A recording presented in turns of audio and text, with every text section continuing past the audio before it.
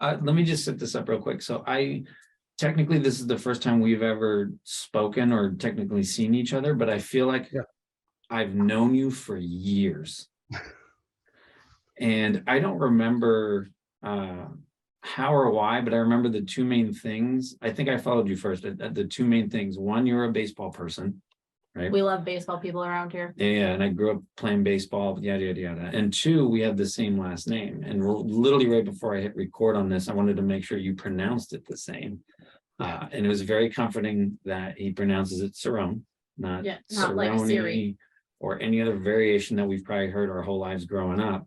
But more interesting, your grandparents, the way they articulated it were literally the exact same way mine said it. And they also said, like, this is how we said it coming over, and then we had to shorten it or whatever the thing was. So I don't know if my name got changed. I think it did. It had to have. Oh my God, it had to have. We have all the records. I should look at that. But I'm just gonna like jump right into it because the timing thing. One of the things we were talking about is social media burnout. Now, this isn't going to be a show about social media burnout, but I think we can all sort of relate to social media burnout, though. Yeah. Social media is a wonderful, amazing thing, and it's also horrible. It is. You started with you started the Mets blog in like early 2000s, right? 2002. I started my blog, on my own in 2002, 2003. It's hard to know exactly when, but I mean, it was literally around there. Text on a white page going back to Yahoo GeoCities. So like that's how long we're talking. And you stopped. When did you stop? A couple years ago, or the spring of 2020, and then baseball shut down, which was a nice break. But right then. So it was about 16, 17-year run.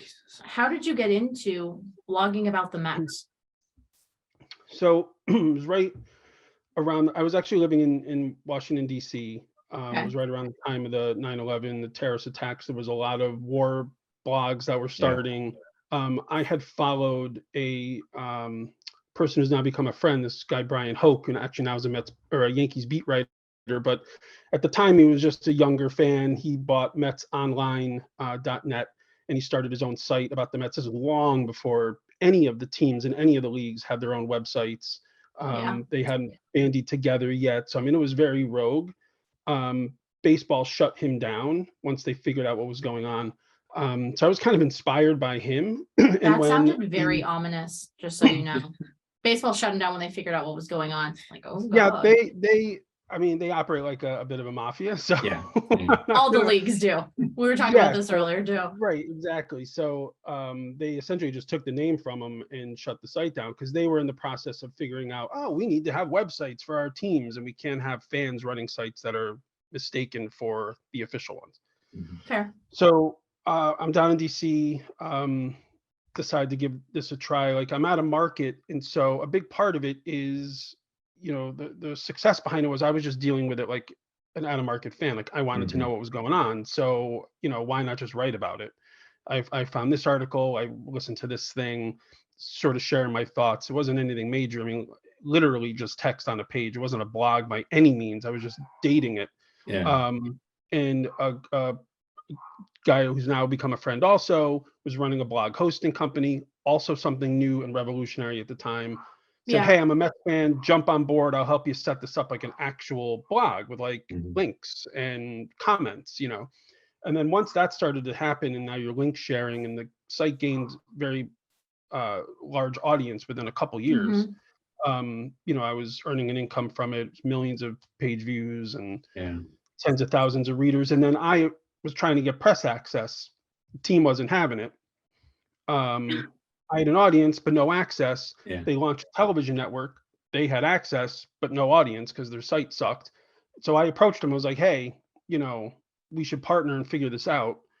And it took about a year, but finally we reached an agreement. They purchased, or had the option to purchase the site from me, hired me to keep writing it. I ended up running the digital content, digital media department, built sites for all the other teams. And so that's sort of how that all went. But I started on my own, grew it, joined, sold, was with the team, and then eventually got burned out. So was 2020, so we've talked to a lot of people about like the COVID stop, basically, like that Mhm. kind of quiet that we all felt for a minute. Was that just your perfect excuse to stop? It was well, they were so SNY, Sportsnet New York, which is the company that Hmm. owns that well, the Mets owned at the time SNY. They've since changed that relationship. And so I was working with the television network. They Hmm. decided, it's time to go all video. They sort of let their TV side of the business take over the digital. Mhm. And, I'm not a TV person. They tried me on air. I would do the talking head bit. It's just not, Yeah, wasn't of interest to me. I didn't wasn't feel good right. at it. And yeah, it just, I have my opinion. Sometimes you agree with the person you're supposed to be arguing with. That's not allowed on television. So, Yeah. it was a Sure. little awkward. It just wasn't my thing. So, um, when they made that shift, now I'm getting assigned. They went far more newspapery, mainstream media kind of feel. I was getting assigned stories like listicle stuff that This it's just not wasn't you. my deal. Was a navigator, like we would call it, or I'm not sure what Hmm. you know, and the whole essence of the site was, which now seems kind of dated, but at the time it was newish, which was, I read this stuff, I'm listening to these things, here's what I think about it. You can kind of, I called it a Grand Central Station for Mets information. That was actually I Yeah. the like that. slogan. And I know, I love that one myself. The other one was one team, 1 million GMs, because it was like, we have all these fans who think they know better. Yeah. Oh Um, yeah, no, I love that about so, fans. we so when that changed and they kind of took that dynamic away in that style, it wasn't that interesting. And then going through that summer of Hmm. not having to have to know what was going on, and if that maybe that makes sense, maybe it doesn't, but Totally. Yeah. Totally um, makes sense. it's the obligation to know, and then Yeah. doing the work to know, not to have that and feel the what life would Freedom. be like without it was like, Hmm. oh, this is Yeah. great. You can go Um, back to just being a fan and watching the game.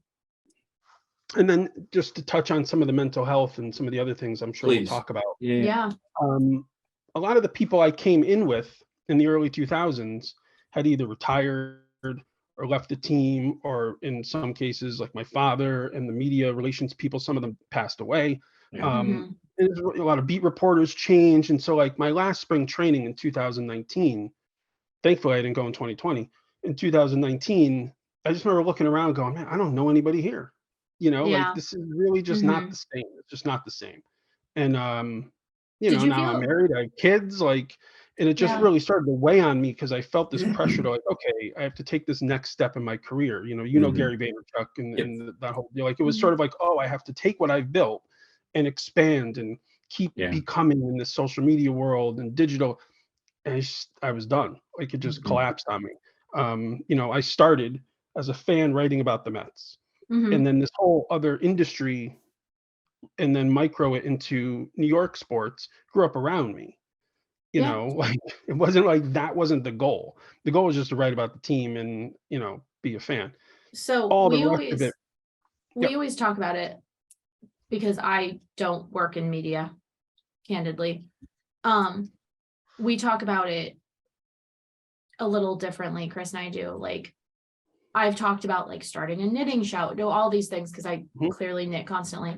However, when it became a business, it stopped being real fun and I stopped really enjoying it. And mhm. so it's not a business for me anymore. But did you feel okay with letting go of it? Was that hard? It was Or were such a you ready? slow it was a slow burn. So, Mhm. my full control over what was going on really peaked between two, well, from the start, but um probably ended around 2015, 2016. And so it was a Mhm. slow, we were hiring different people, we were making transitions. I was kind of not writing as much Soundtrack. because my kids were growing up. Mhm. And so there was a slow step back each, Mhm. step of the way. I renegotiated my contract to do a little bit less and not go to the park all the time. And so it was a kind of a slow back away. Mhm. Um, and my friends and people that I talk to and trust professionally will tell you every year, if it was a 1 year contract or it was always Mhm. like, all right, well, I have to talk about what am I going to do next? I think it's time to Mhm. leave. I think I need to leave. So you were And it ready. was, yeah, it was like 5 years of every fall. I think this is the one. I think I'm done. I'm not coming back. Yeah. And I kept doing it, and it's just eventually it just, and it's a younger person's thing too. I mean, I, the last 2 years, they brought in some people from Complex and Mike and some younger editors and Mhm. writers, Hmm. and they should take over. Like they should Yeah. do their thing. Like I'm a Pass the dinosaur now. torch. Yeah. When I started, I was the young person, and I goofed on all the older reporters, and their way was the wrong way, and Yeah. they didn't want to get out of the way. That was the fight and the challenge. I mean, I butted heads with the main, traditional reporters and stuff like you wouldn't believe. But eventually they all came over. In some cases, some worked for me, which was rather interesting. And then, so I'm the older person. It's like it's time. It's totally fine. Like I get it. Do you feel that way, or at least how do you feel that way about life in general? Are you as accepting as like, hey, I'm the older guard, I need to now, like, what the hell am I gonna do now for the next Yes. chapter of my life? Right? No, Like, I'm not okay with it. okay. It does scare the shit out of me. Yeah. Same here. That's why I'm So asking, by the way. Yeah. yeah, Yeah. especially since so much of my professional experience was tied up in that. And Mhm. not just your So, professional experience, like it becomes identifying, like it oh, becomes part of 100%. that's who you are. And when Yeah. that's all gone, I think there's a little shell shock from Yeah, it took a little that. while. I don't have much of an ego. I never felt, and still don't, like I go to Mets games and get stopped every, 100 feet because Yeah. people recognize me from the Mhm. site, and like that's awesome and it was Do you fun. take your kids? We only went once. It's actually, my daughter has a peanut and tree nut allergy, so it Mm. Got makes it. My going to a sister too. baseball game like almost impossible.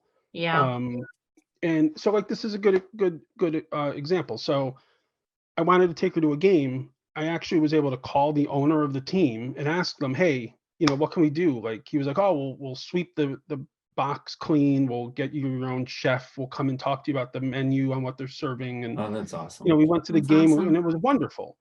But as I was leaving, I was like, "Man, I feel like kind of crappy and guilty because that's awesome that we were able to do that, but that is not the It's not the case game. for most people, and like that No. Yeah. sucks.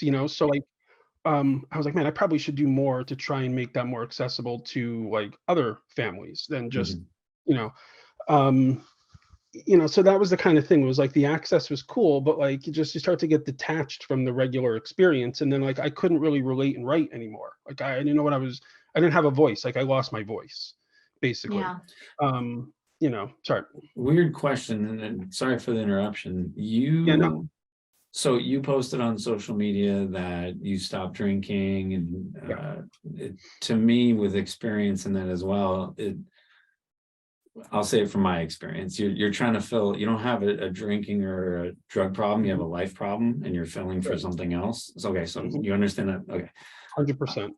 Do you think it got worse during those times, as to your point, 15, 16, in the progression? Did that equate with, for lack of better words, the bottom that you were going down as well, as you were confused? Yes. Okay. So Like they had my correlation father, with each other, right? Is what I'm saying. 100%. Okay. My father and my father-in-law Mhm. died within 9 weeks of each other at the beginning of 2016, Mm. That's hard. and Yeah. really threw our household into a complete whirlwind, Yeah. Mhm. spiral. I don't really remember much of that year, and I'm pretty sure my drinking got incredibly out of control during that time. Yeah. Um, come spring 17, felt, something's not right, and felt like I'm going to die. Like there's no way I'm getting out of this. Like, Mm. and I was okay with that. Yeah. And, through therapy and, medication changes and things, I was able to kind of get, just quit on a dime. Like didn't Yeah. do AA or anything like that. I think the Yeah. fear of dying and the fear of not being with my daughters and the impact Yeah. it would have on them, just hit me like a ton of bricks. Yeah. A Mhm. medication I switched to for bipolar 2, which I learned through the process, kind of required me to, it's either like you take this medication or you Or you drink. Like you're drink. not doing both. Mhm. Yeah. Yeah. So that helped.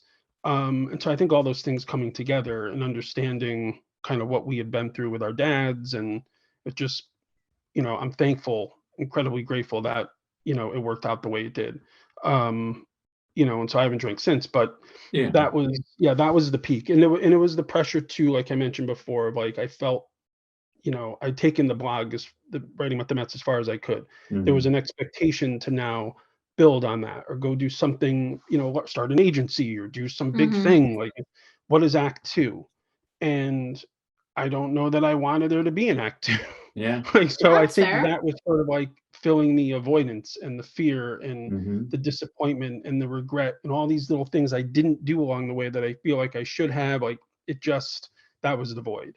And I think realizing, like, that's all bullshit. Like, you're just making that up. Like, that's just Yeah. the story you're telling Yeah. yourself. You have to value the things differently. Like, what do you want? And all that stuff helps put you back on track. And I don't know if that's your experience as well, but Yeah, that's a hard realization. I do know exactly what you're talking about. I think we all have professional regret looking back. Yeah, and I don't want to sound elitist, but like once you hit like a bottom with drugs or alcohol, and I'm only speaking for myself, right? Mhm. There's like something you go through, I guess, that causes you to look at everything and be like, everything's bullshit. Nothing's that important, right? Like all the stuff I was worried about. And this is why I said a life problem, not a drug problem, because this for me happened all in my early 20s, right? Like real gnarly stuff. And I realized going through all of that, like everything, and you have to do it all the time and it's hard work and all the cliche stuff, right? But like going through that, you realized what's really important and what's not important. Yeah. And it sounds so high level, but it's like, I don't know. think I know I forget I can't where I was trying to go with this. No, necessarily that's okay. relate to the bottom drug and alcohol bottom, but like that's where I was when I filled the bar, Well, because I didn't have anything left. I was like, take, I worked so hard and now I have you know what it's like by nothing. going through trauma. No, it's a Early trauma trauma. response for sure. Not the bar, just early, like when Yeah. you go through something major, like a death even, or something like that, or like you're rocked at its core, you kind of look back. So now It's a trauma response. it's a trauma response. Now that you're in this next chapter, kind of look at what. So do you relate your experiences with drugs and alcohol to trauma? Is that a trauma for you? No, that was the greatest thing I ever did, was be a gnarly drug addict and go through what I did. I don't know if you feel the same way as far as going through what you're. I don't look at it that way. No? In either direction. I say that the greatest thing is because of what came out of it, the person I am now. That's what I mean. I see Sure. that. Yeah. I would never want to go back to any of that, but it's like knowing what I know now and looking at humanity the way I do now and the world and just life in general and how I am as a person. Forget all this, how I am, where my ego is and mental health and all that.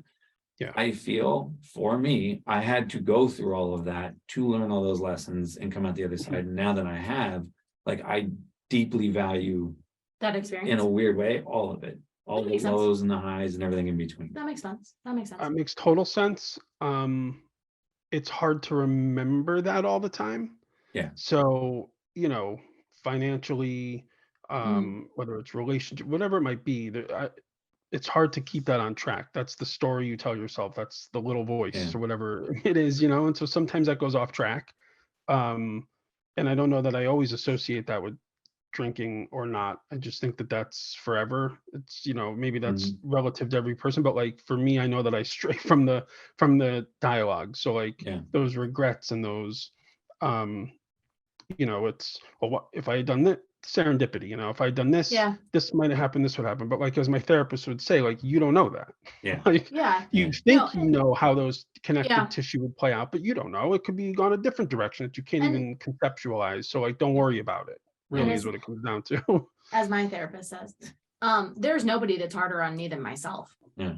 Oh, of course. And and that makes it hard, especially like in my realm when I'm dealing with other people's lives. I'm like, oh, had I done this different, like what would have happened? But we are where we are and we can't go back, and we have to kind of live with those choices. And I think that that's why it's important, at least in my life, that every day I'm consciously making those choices, because I'm the one that has to deal with it down the line. Yep. And it gives you perspective, and perspective is important when you're looking at a situation and thinking what could have been. The only problem is like right now where I don't know Mhm. what is next. And I guess most people don't, but like, I have a very wandering in the woods kind of feeling professionally and even, Do so you like that's it? where it really starts to kind of come into play because it's like, well, shit, had I Yeah, made these moves differently. I love the show Survivor. I don't know if you guys pay attention familiar. to it all, but like Mhm. it's a social political game. So like there's a lot of maneuvering and with Hmm. allies and partner here and do this Yeah. and the seat in this Game place and theory. figure game theory. Yeah. And it's hard not to link that to life. Like again, my therapist would say, stop watching that show. Like I think it's messing with your head because it Yeah. makes you think Fair. you could have done other things to have a different outcome. Yeah. But I understand what you're saying about it gets regardless of what the path was, it put you in the position to correct from drinking and put you in the position of a better headspace and Sure. probably better relationships and all these things now. And I totally understand that. I agree with that. But you can't help but question other Yeah, decisions. Like they don't all work together, you know? sure. Yeah, it's Yeah. hard. And So, that's part of healing and that's part of yeah. growth is working in that all the time, you Yep. know? So from a strategic business, social media, mental health, everything all in a ball, what couple things, and we'll call them tools, if you will, and they can be literal tools or mental tools, are you taking with you based on your experience now into this next chapter? Yeah. I think the why, Mhm. everybody knows Mhm. that, but why are you doing things? Like Mhm. why every move you make, like why is it happening? What's your Yeah. intent? Um, who does it benefit? you know, is it pain or pleasure? There's a lot of pieces like that. Like I love Tony Robbins. I know he gets a lot of flack Yeah. for being kind of a goofy guru in some ways, Yeah. but like some of his principles actually make a lot of sense. Mhm. What is your And why? my opportunity for my daughters. You're a girl dad? Yeah, I have two daughters, 11 and 9. My dad's a girl dad. So yeah, so that's I try to keep that in front of my mind. Yeah. Yeah. But that's not always the case. You do things selfishly and you do things Sure. that so but that is something that I kind of figured because for a long time my why was just growth. The Yeah. website. I Mhm. just wanted to make it bigger and better and knock everybody out of my way and prove a point and operate with a chip on my shoulder. And in Did it some ways I ever kind of miss that chip. Mhm. But I think as you get older, it's hard to maintain that. Yeah. did it did the That's growth become an definitely obsession? 100% it was an obsession. And my wife would tell you it was an obsession.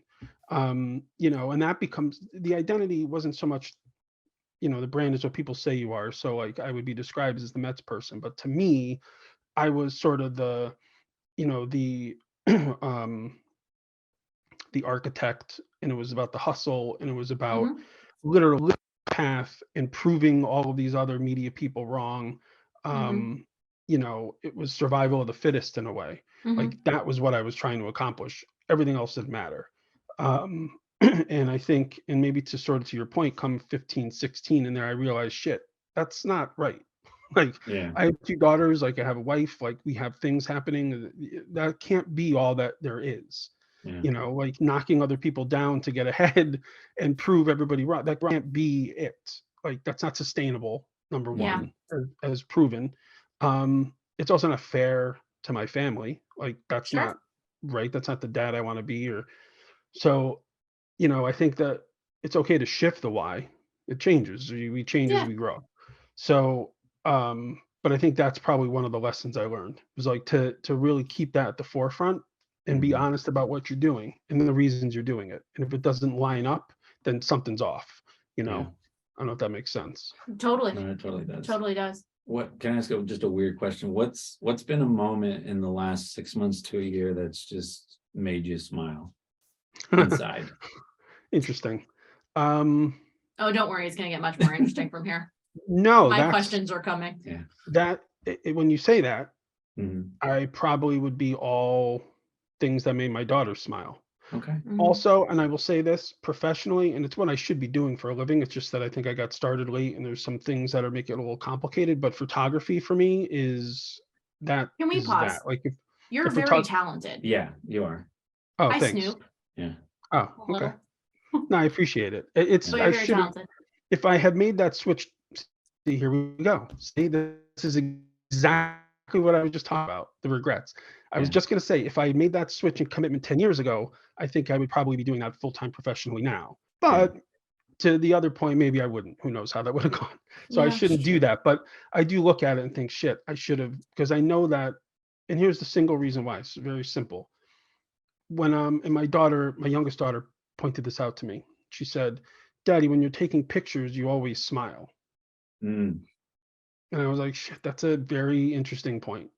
And like I Yeah. really gave that a lot of thought. That was a couple years ago. And it's true. Like when Yeah. in fact, COVID, with everybody wearing masks, it was the most, as a photographer, it was the most disappointing thing in the world because you yeah. couldn't Mhm. capture smile and happiness. Everybody looked the same. I really noticed it then, but that would be a non-family smile, would be doing that and knowing that you're providing these memories and experiences for another family that you're taking pictures of, that you're Yeah. giving them something that they're going to be happy about. And there's something very simple and innocent about it, that I think in all of those moments, I probably smiled while I was taking pictures. I'd say, because then I want you to ask your Yeah, I know. questions. Before we get into that, I would say Well, now I'm nervous. at its, no, these are fun, silly They're questions. fun. They're silly. super No, I'm kidding. goofy. I Yeah. would say your special skill and what brings you joy over the course of your career is creating things that make people feel something. Oh, absolutely. As a writer, as a Yeah. That's what I'm builder, saying. Yep. as a photographer, yeah, all those, All of it. absolutely. And it's hard to recognize that as you're younger. And I Yes. wonder sometimes, like you talk to older people and even older than that, like people that are, Mhm. in their 80s or 90s, like you learn so much and you hear all the same things. It's all this, like I'm sure you've read lists, the top 10 Mhm. things people regret when they're on their deathbed or whatever. Yeah. It's always the same shit. Yep. It's Yeah. always the Yeah. same. And yet we don't learn as younger people. Like, Yeah. and it's always about relationships and connection and doing Mhm. for others. And everybody says the same thing. And if you Mhm. go in all on, so I'll make this about you for a second and about what I learned, and then you can ask yours. If you went in, you as in literal you, and then you as in the ethereal you as a person, if you would have went all in on that as in the blog in the beginning, is just like putting out the greatest shit ever to make people smile, not to be number one or anything. And like we have similar stories in that, but you probably would have got, who knows, but a way different outcome, right? And Maybe. most people would have just been happier. And how about this? I'll say it like this.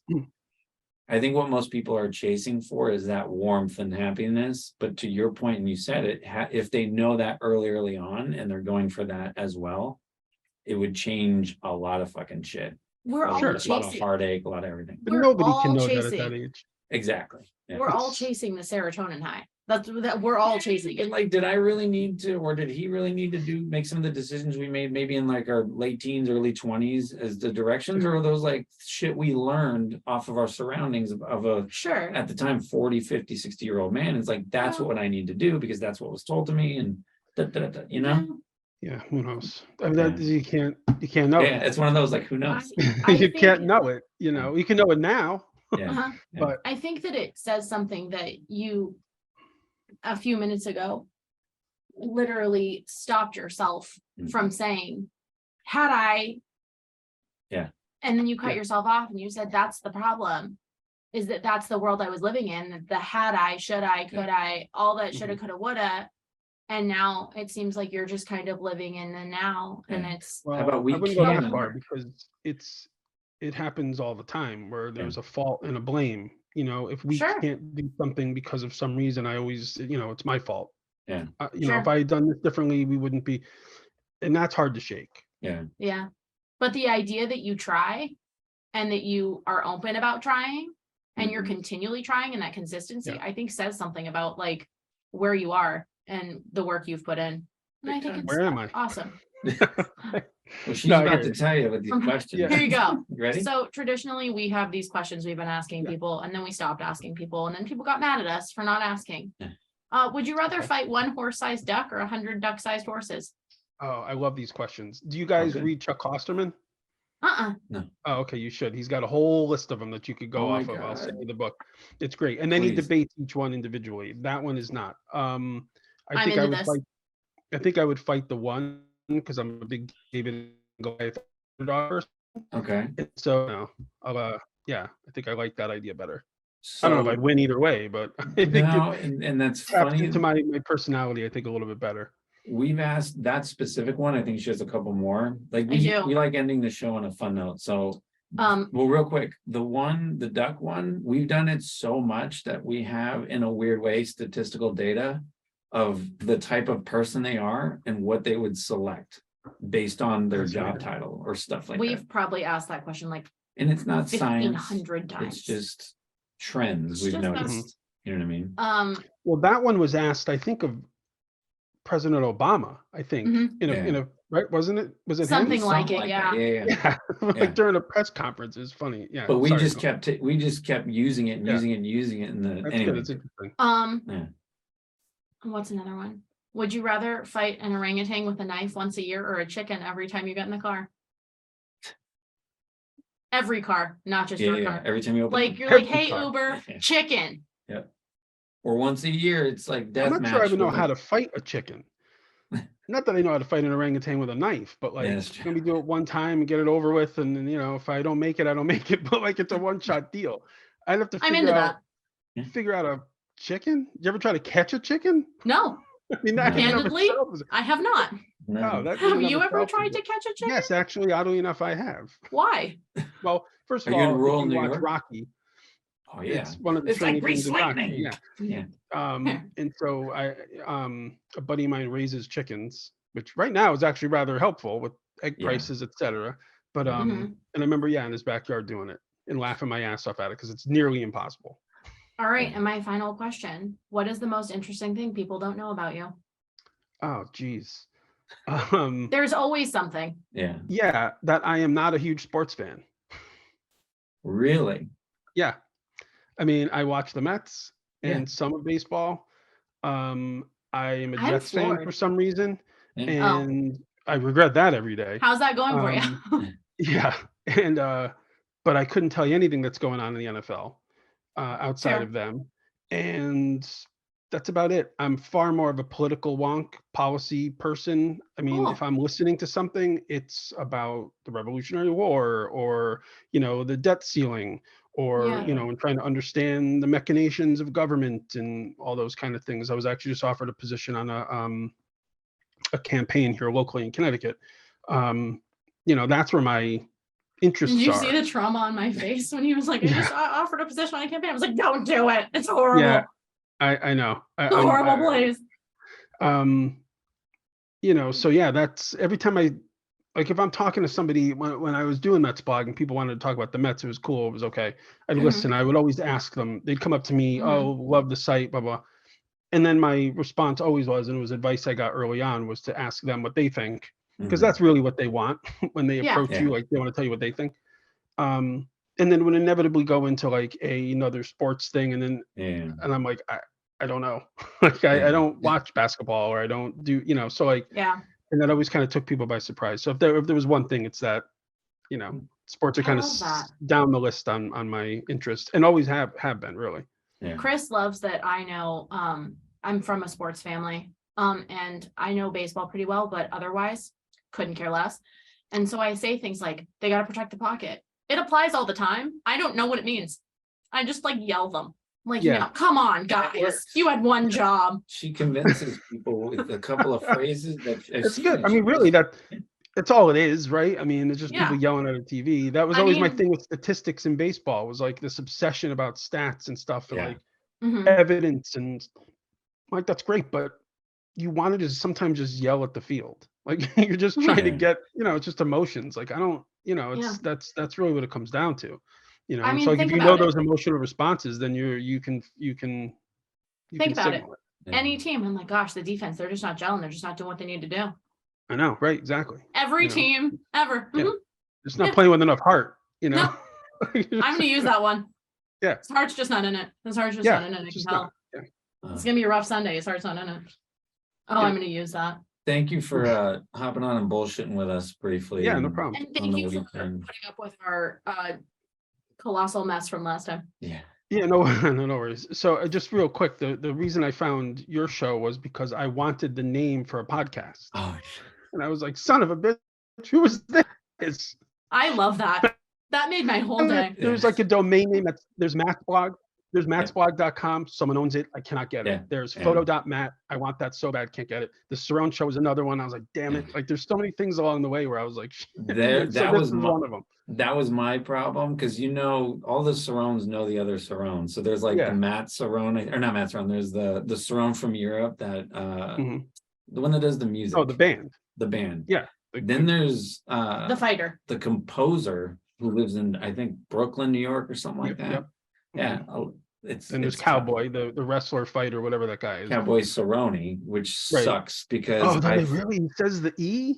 he says Cerrone, and that's why I say it Uh, sucks. I'm not saying hammer. It sucks because I feel like, and you could appreciate this. My whole life I've been correcting people. Cerrone, Yes. Cerrone, Cerrone, Cerrone, Cerrone. Mhm. That's not how he said it. Then someone gets famous, and rightfully so, and he's like, Yeah. it's Cerrone, and all of a sudden it's like all that work for nothing, because now Right. everyone's like, oh, like Yeah, the I mean, and I'm fighter. sure you as a kid, Cerrone Bologna, there was All always of like it. Rice nicknames. Cerrone, yeah. Yeah, so like rice. Yeah. I would always write on the piece of paper, like I remember a spelling bee, because I knew they were going to say my name in front of the school. I would write in parentheses like SIR-OWN. Like That's this is another how one. you pronounce it. Yeah. Because like, the Cerrone. last thing I need is somebody to say Cerrone in front of the whole friggin' elementary schools and be all hell broke loose. Yeah. Yeah, so the So- podcast that was that drove me nuts. So I we was like, stole Cerrone your show. podcast name. Cool. Yeah, and you're right. There are all the different pockets of different Cerrones that like always Yeah. seem to come up, which is really strange. I don't know how that always happens. Yeah. That So- doesn't happen to me. There's like 5 of us. Thank you for this. I'll give you back your time. Hopefully, and I'm being dead serious, one day in the future we could do this again, or make it more longer form. I don't know, but Yeah, absolutely.